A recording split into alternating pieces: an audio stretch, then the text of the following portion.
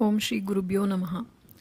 மகாராஷ்டிரா மாநிலத்தில் உள்ள சதாராவில் மகாபெரியவாள் முகாம் போட்டிருந்த காலகட்டம் அது. கோடீஸ்வரர் ஒருவர் மகா சுவாமியை சந்திக்க வந்திருந்தார். பரமாச்சாரியாளின் திருப்பாதம் பணிந்தார். தான் கொண்டு வந்திருந்த பழங்கள், கனிகள் போன்றவற்றை சுவாமிகள் முன் வைத்தார். பிறகு, சுவாமி, நான் ஏதேனும் செய்ய வேண்டுமா என்று பவ்யமாக கேட்டார்.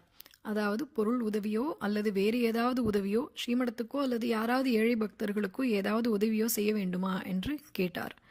அந்த சமயத்தில் மகா பெரியவரை தரிசிக்க 2 நாட்களுக்கு முன்பே அங்கு வந்திருந்த ஏழை பக்தர் ஒருவரும் இருந்தார்.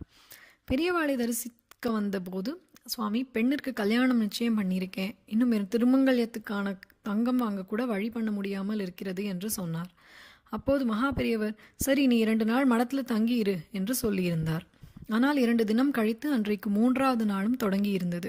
அந்த ஏழை பக்தருக்கோ மனதுக்குள் தவிப்பு. தாலியை பற்றி பெரியவாள் ஏதேனும் சொல்லலையே, ஒருவேளை செல்வந்தரிடம் சொல்வாரோ என்ற எதிர்பார்ப்பில் அவரது தவிப்பு அதிகரித்தது.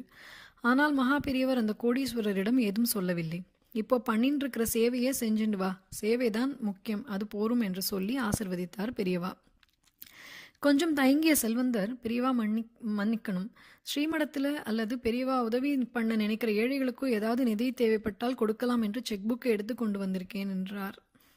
அந்த தேசத்தில் இருக்கிறவாளுக்கு சேவைதான் முதல் தேவை, அதை நீ செஞ்சுன்னு இருக்க, அது போரும், நீயும் உன் குடும்பமும் நன்னாயிருங்கோ என்று ஆசீர்வாதம் பண்ணி பிரசாதம் கொடுத்து அனுப்பிவிட்டார்.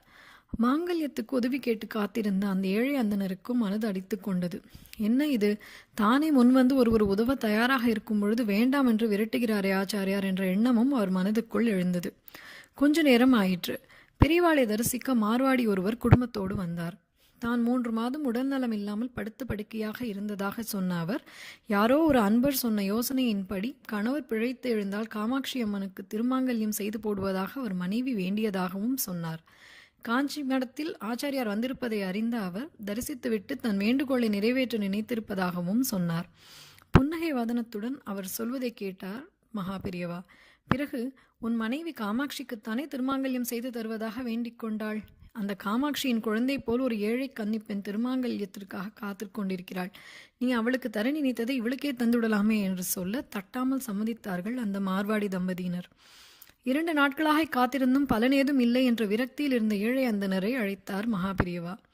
மார்வாடி தம்பதியினர் காமாட்சி அம்மனுக்கு என்று கொண்டு வந்திருந்த அந்த திருமாங்கல்யத்தை அவரிடமே நேரடியாக கொடுக்க செய்தார். கையில் திருமாங்கல்யத்தை பெற்றுக்கொண்டு கண்கலங்க நின்றவரிடம் அப்போதுதான் முதல் முறையாக ஆச்சாரியார் கேட்டார், விவாகம் செஞ்சு வைக்க போறதா சொன்னியே, உன்னோட பெண், அவரோட பேர் என்ன? காமாட்சி. தழுதழுத்த குரலில் அவர் சொல்ல திகைத்து போனார்கள் மார்வாடி தம்பதியினர். தன் மகள் காமாட்சியின் கல்யாணத்துக்கு மாங்கல்யம் கேட்டு வந்தவருக்கு அந்த காமாட்சிக்காக செய்யப்பட்ட திருமாங்கல்யமே கிடைக்க வேண்டும் என்பதற்காகத்தான் காத்திருக்க செய்தாரோ என்ற சிலிர்ப்பு, மகிழ்ச்சி. அதை கொடுத்தவருக்கோ தன் உயிரை காப்பாற்றிய காமாட்சியிடமே நேரடியாக சேர்ப்பித்த சந்தோஷம். பொருள் கேட்டு வந்தவருக்கும் அதை தந்தவருக்கும் இப்படி ஒரு ஒற்றுமை இருக்கும் என்று 3 நாட்களுக்கு முன்பே எப்படி மகா பெரியவாளுக்கு தெரியும்? அது ஆச்சாரிய மகான் மட்டுமே அறிந்த அற்புதம், அதிசயம், ரகசியம்.